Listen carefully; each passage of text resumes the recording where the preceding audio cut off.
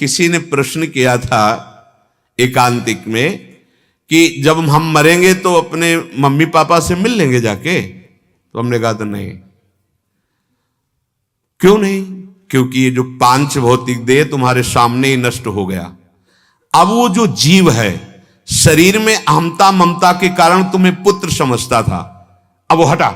जैसे आप पिछले जन्म का क्षेत्र नहीं जानते कि आप कौन थे, आपके कितने लड़के थे, क्या थे, कुछ पता नहीं, ऐसे ही शरीर छूटते ही इसकी स्मृति खत्म।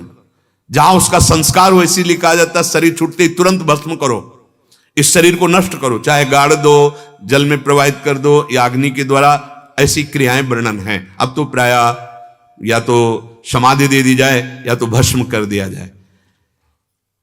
जब वो जीवात्मा अपने सूक्ष्म शरीर और कारण शरीर इन दोनों के साथ जाता है, अब उसके कर्म के अनुसार वहां भेजा जाता है। जैसे ऊपर के जितने सब मायामय लोग ही हैं पर पुण्य में हैं, वो बहुत पुण्यात्मा याज्ञिक धर्मशील, तो वो स्वर्ग की अलग अलग भूमिकाओं वाले प्रदेशों में जाता है। स्वर्ग जैसे मृत्यु लोक, अब मृत्यु लोक में अमेरिका भी है, हॉलैंड है, थाईलैंड है, भारत है। भारत में जैसे उत्तर प्रदेश, मध्य प्रदेश, ये ऐसा स्वर्गलोक कोई ऐसा नहीं कि एक गांव का नाम स्वर्गलोक है। ये मृत्यु लोक कितना बड़ा है, ऐसे स्वर्गलोक। अब उसमें भी पितर लोक है।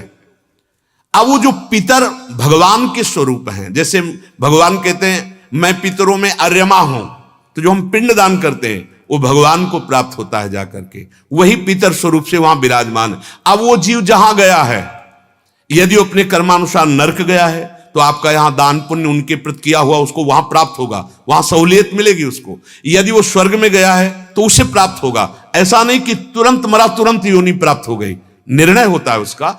अगर वो पुण्यात्मा है तो स्वर्ग में अमुक समय तक सुख भोगेगा, पापात्मा है तो नरक में। नरक कोई इतना नहीं कि एक है, जैसे मृत्यु लोक ऐसे नरक लोग, बड़े बड़े भयानक नरकों की सृष्टि है। अब मानो आपका सुकृत श्रेष्ठ, आप अमुक लोक में अमुक प्रांत में, और आपका है तो आप अलग, तो ये थोड़ी कि आप चले जाओगे वहां आ गए मेरे बेटा।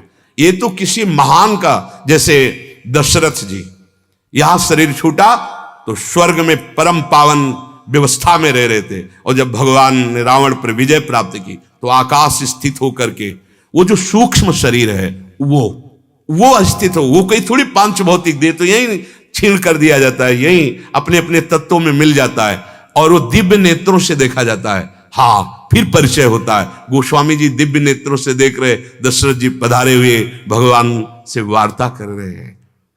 ऐसा नहीं है कि वहां महाराज पांडु के रूप में विराजमान है। जब नारद जी से भेजा कि जाओ कह दो राजस्व यज्ञ कर दे, सूक्ष्म शरीर देव शरीर वहां विराजमान है।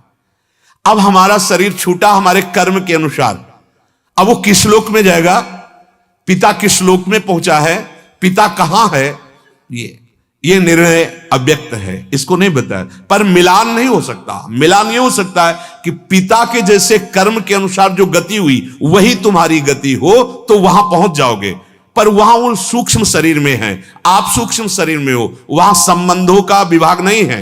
ये मेरा बेटा आ गया, ऐसे संबंध मृत्यु लोक में माने जाते हैं।